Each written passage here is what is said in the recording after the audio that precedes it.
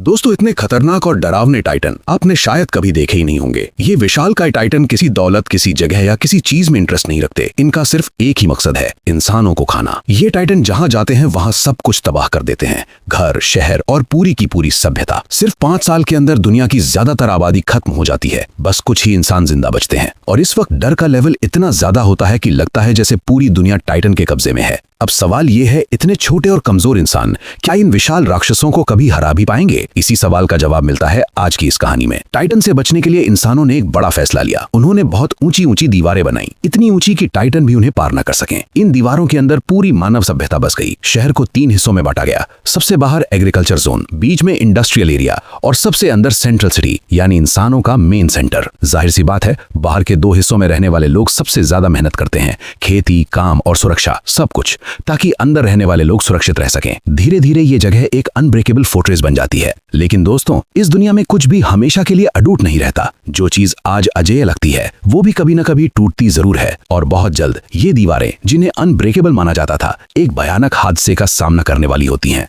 और यहीं से अटैक ऑन टाइटन की असली कहानी शुरू होती है। सैकड़ों सालों तक ये ऊंची और मजबूत दीवारें इंसानों की ढाल बनी रहीं। इतना लंबा समय शांति में बीत गया कि लोगों को लगने लगा टाइटन अब सिर्फ एक कहानी है। नए बच्चे टाइटन का नाम सुनकर हंस देते थे। उन्हें लगता था ये सब बस पुरानी और बेकार की कहानियां हैं। उसी दिन 3 दोस्त एक साथ मिलते हैं। एक लड़का एरन, एक शांत लेकिन खतरनाक लड़की मिकासा और डरपोक लेकिन समझदार आर्मिन। तीनों को एक ही चीज खींचती है, दीवारों के बाहर की दुनिया। जिज्ञासा इतनी ज्यादा होती है कि तीनों चुपके से दीवार के पास जाने का फैसला करते हैं। किस्मत अच्छी थी, उस दिन गार्ड्स थोड़े केयरलेस थे और ये तीनों उनकी नजरों से बच के निकल जाते हैं। ये पहला मौका था जब ये बच्चे इतनी नजदीक से दीवार को देख रहे थे। दीवार इतनी विशाल थी कि उसे देखकर सांस थम जाए। लेकिन तभी मुसीबत आ जाती है। गार्ड्स उन्हें पकड़ लेते हैं क्योंकि दीवार के पास जाना सख्त मना था। गार्ड्स मिकासा को जबरदस्ती खींचने लगते हैं। ये देखकर एरन का खून खौल उठता है। वो बिना सोचे सीधा लड़ाई में कूद पड़ता है। नतीजा, गार्ड्स उसे चारों तरफ से घेर लेते हैं। लगता है यहीं उसकी कहानी खत्म हो जाएगी। लेकिन तभी एक आदमी बीच में आ जाता है। वो था एरन का चाचा। अगर वो वक्त पर ना आता तो एरन का हाल बहुत बुरा हो सकता था। चाचा गार्ड्स को रोकते हैं और तीनों बच्चों को वहां से ले जाते हैं। फिर वो एक गुप्त बात बताते हैं। असल में सरकार एक बड़ा फैसला लेने वाली है, एक नया मिशन, दीवारों के बाहर जमीन वापस लेने का। मतलब इंसान फिर से टाइटन की दुनिया में कदम रखने वाले हैं। और यहीं से कहानी और भी खतरनाक होने लगती है, क्योंकि जो शांति सदियों से बनी हुई थी वो अब टूटने वाली थी। और तभी अचानक जमीन जोर जोर से कांपने लगती है। ऐसा लगता है जैसे पूरी दुनिया हिल गई हो। लोग समझ ही नहीं पाते कि हो क्या रहा है। वो विशाल दीवार जिसे इंसान सदियों से अजेय मानते आए थे, उस पर एक गहरी दरार पड़ने लगती है। अगले ही पल एक भयानक दहाड़ पूरे आसमान को चीर देती है। और फिर दीवार के ऊपर एक डरावना सिर दिखाई देता है। उसका चेहरा इंसानों से कई गुना बड़ा था। आंखों में क्रूर आग जल रही थी। ये देखकर लोगों के होश उड़ जाते हैं। ये कैसे संभव है? दीवार से भी ऊंचा टाइटन? ये कोई साधारण टाइटन नहीं था, ये एक म्यूटेंट जैसा दानव था। बच्चे डर से कांपने लगते हैं। सैकड़ों साल बाद इंसान पहली बार टाइटन को अपनी आंखों से देख रहे थे। उनकी खाली और भूखी आंखें लोगों की रूह तक हिला देती हैं। अंदर सोल्जर्स तैयार खड़े थे, तोपें, हथियार, सब कुछ रेडी। सालों की ट्रेनिंग के बावजूद पहली बार टाइटन को सामने देखकर दिल कांप जाता है। टाइटन्स को कोई जल्दी नहीं थी। वो धीरे धीरे आगे बढ़ रहे थे, जैसे डिनर के लिए जा रहे हों। एक टाइटन एक सैनिक को उठाता है और बिना किसी भाव के उसे खा जाता है। ये दृश्य देखकर कुछ सैनिकों का दिमाग ही जवाब दे देता है। चारों तरफ चीखें, खून और तबाही फैल जाती है। लोग भागने लगते हैं अपनी जान बचाने के लिए। इसी अफरा तफनी में मिकासा अपने दोस्तों से अलग हो जाती है। दूसरी तरफ एरन भीड़ में धक्के खाते खाते एक पुराने मंदिर जैसे भवन में घुस जाता है। अंदर थोड़ा सुरक्षित लगता है, लेकिन बाहर लोग दरवाजा पीट रहे होते हैं। खोलो, प्लीज खोलो। अंदर बैठे लोग डर से चुप हैं।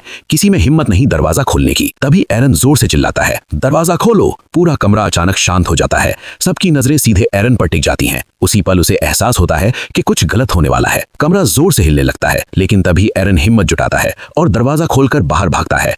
लेकिन बाहर मिकासा कहीं नजर नहीं आती। दोस्तों, अचानक पीछे से एक डरावनी गर्जना सुनाई देती है और एरन समझ जाता है कि खतरा खत्म नहीं हुआ है। जिस मंदिर से वो अभी बाहर आया था, वहीं पर टाइटन हमला कर देता है और माहौल एकदम से फिर से खौफनाक हो जाता है। ये मिशन बेहद खतरनाक था, क्योंकि अगर टाइटन ने उन्हें देख लिया तो लाश ढकने के लिए चादर भी नसीब नहीं होगी। लेकिन किस्मत से एक बात उनके पक्ष में थी। टाइटन को देर तक सोना बहुत पसंद होता है। रात के समय अगर कोई तेज आवाज उन्हें ना जगाए तो वो सीधे सुबह तक सोते रहते हैं। यही मौका देखकर पूरी टीम चुपचाप बाहर निकलती है, बिना आवाज किए, बिना किसी गलती के। लेकिन तभी एक नई बात सामने आती है। लोगों के बीच एक अफवाह फैली हुई थी कि एग्रीकल्चरल इलाके में एक रहस्यमयी महिला रहती है जिसे लोग युद्ध देवी कहते हैं, और उसने सिर्फ 1 साल में दर्जनों टाइटन मार गिराए हैं। अब यहां पर कहानी और इंटरेस्टिंग हो जाती है। टीम धीरे धीरे एग्रीकल्चरल इलाके में आगे बढ़ती है। ये इलाका पूरी तरह उजड़ा हुआ था, चारों तरफ सन्नाटा और टूटी हुई इमारतें। उन्हें कई गायें दिखाई देती हैं, और जैसा कि कहा जाता है टाइटन को जानवरों में कोई दिलचस्पी नहीं होती। लेकिन तभी अचानक सामने के खंडहर घर से बच्चे के रोने की आवाज आती है। एरन और एक लड़की तुरंत उस घर की तरफ बढ़ते हैं जांच करने के लिए। लेकिन जैसे ही वो अंदर जाते हैं एक अजीब चीज होती है। लड़की के चेहरे पर ऊपर से कुछ चिपचिपा सा गिरता है। एरन ऊपर देखता है और जो वो देखता है वो उसे हिला देता है।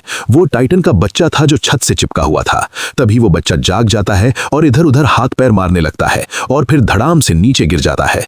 अब वो जोर जोर से रोने लगता है। उसकी आवाज पूरे इलाके में गूंज जाती है और इसका मतलब साफ था, ये आवाज बाकी टाइटनों को जगा देगी। यानी अब उसके माँ बाप ही नहीं, पूरे इलाके के टाइटन जागने वाले हैं। टीम का कैप्टन तुरंत सबको शांत रहने को कहता है। घबराओ मत, सब कंट्रोल में है। लेकिन उसकी बात पूरी भी नहीं होती कि एक विशाल हाथ उसे पकड़ लेता है और यहीं से सब कुछ बदल जाता है। अब साफ हो चुका था कि टाइटन अपने बच्चे की रक्षा के लिए आ चुके हैं। अब बस एक ही नियम था, जो तेज भागेगा वही जिंदा बचेगा। कैप्टन खुद गाड़ी में चढ़कर भाग निकलता है, जबकि बाकी लोग अभी गाड़ी तक पहुंच भी नहीं पाए थे। सब जान बचाने के लिए भाग रहे होते हैं, लेकिन तभी एक विशाल सड़ा हुआ पैर उनके रास्ते में आ जाता है और डर और बढ़ जाता है। लेकिन यहीं पर इंसानों की एक खास टेक्नोलॉजी काम आती है। रस्सियों और गियर की मदद से सैनिक हवा में झूलते हैं, सीधे टाइटन की गर्दन तक पहुंचते हैं और वहीं वार करते हैं, क्योंकि एक ही जगह है जहां टाइटन को मारा जा सकता है। जैसे ही गर्दन कटती है टाइटन धूल बनकर गायब हो जाता है। अब सबको समझ आता है कि उन्हें बचाने वाला कोई और नहीं बल्कि एग्रीकल्चरल इलाके का सुरक्षा कैप्टन था। लेकिन खतरा अभी खत्म नहीं हुआ था। तभी सामने एक और टाइटन आ जाता है और माहौल फिर से टेंशन से भर जाता है। तभी अचानक आसमान से एक तेज और फुर्तीली आकृति नीचे उतरती है और एक ही वार में उस टाइटन को खत्म कर देती है। वो लड़की पीछे मुड़कर सबकी तरफ देखती है और एरन चौंक जाता है। ये मिकासा है। एरन अपनी पुरानी दोस्त को देखकर पूरी तरह शॉक हो जाता है, लेकिन मिकासा का व्यवहार बिल्कुल ठंडा था, जैसे कुछ हुआ ही ना हो। उस रात एरन खुद को रोक नहीं पाता और मिकासा से मिलने चला जाता है।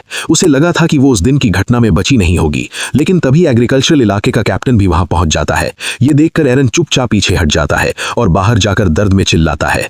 लेकिन तभी एक और भयानक घटना होती है। एक लालची आदमी उनका बम से भरा वाहन चुरा लेता है। ये देखकर एक लड़की गुस्से में आ जाती है। वो जलता हुआ सामान गाड़ी पर फेंकती है और खुद भी उसमें कूद जाती है। अब दोनों के बीच जानलेवा लड़ाई शुरू हो जाती है। दूसरी तरफ एरन फिर से एक टाइटन से भिड़ जाता है और किसी तरह उसे मार गिराता है, लेकिन आखिरी वार में जरा सी चूक हो जाती है और वो सीधे टाइटन के मुंह में जा गिरता है। टाइटन उसका एक पैर काट लेता है और उसे दूर फेंक देता है। उधर आर्मिन को भी एक दूसरा टाइटन पकड़ लेता है। ऊपर से एक महिला सैनिक उसे बचाने के लिए तीर चलाती है, लेकिन टाइटन पर उसका कोई असर नहीं होता। ये टाइटन अलग था, बहुत अलग। उसकी गर्दन पर वार करने के बाद भी वो नहीं मरता। उसका शरीर असाधारण रूप से कठोर था। अब वो लड़की बेबस होकर देखती रह जाती है और टाइटन आर्मिन को अपनी तरफ खींच लेता है। लेकिन तभी एरन आखिरी कोशिश करता है। वो खुद को टाइटन के मुंह में डाल देता है और आर्मिन को बाहर धकेल देता है। आर्मिन बच जाता है, लेकिन एरन उसी टाइटन के मुंह में रह जाता है और निगल लिया जाता है। अब सीन पूरी तरह बदल जाता है। टाइटन के पेट के अंदर एरन देखता है कि उसके जैसे कई और लोग पहले से फंसे हुए हैं। ये देखकर उसका गुस्सा फूट पड़ता है और यहीं से कहानी एक नए लेवल पर पहुंचती है। अचानक उसके शरीर में कुछ अजीब होने लगता है और फिर उसके अंदर से एक और भयानक रूप बाहर निकलता है, एक नया टाइटन। लेकिन ये टाइटन बाकी सबसे अलग था, ज्यादा तेज, ज्यादा ताकतवर और बेहद खतरनाक। और सबसे चौंकाने वाली बात, वो इंसानों पर नहीं दूसरे टाइटनों पर हमला करता है। कुछ ही सेकंड में वो कई टाइटनों को खत्म कर देता है और बाकी टाइटन डर के मारे भागने लगते हैं। फिर वो टाइटन मिकासा की तरफ देखता है, लेकिन उसे कोई नुकसान नहीं पहुंचाता, बल्कि उसे धीरे से उठाकर अपने सामने रखता है। और तभी उसकी आंखों में बदलाव आता है और अगले ही पल वो जमीन पर गिर जाता है। मिकासा तुरंत मौका देखकर उसकी गर्दन के पीछे वार करती है, लेकिन जैसे ही वार लगता है वो टाइटन गायब हो जाता है और वहां एरन दिखाई देता है। उसकी आंखें लाल हो चुकी थीं, बिल्कुल टाइटन जैसी। और यहीं पर पार्ट 1 खत्म होता है।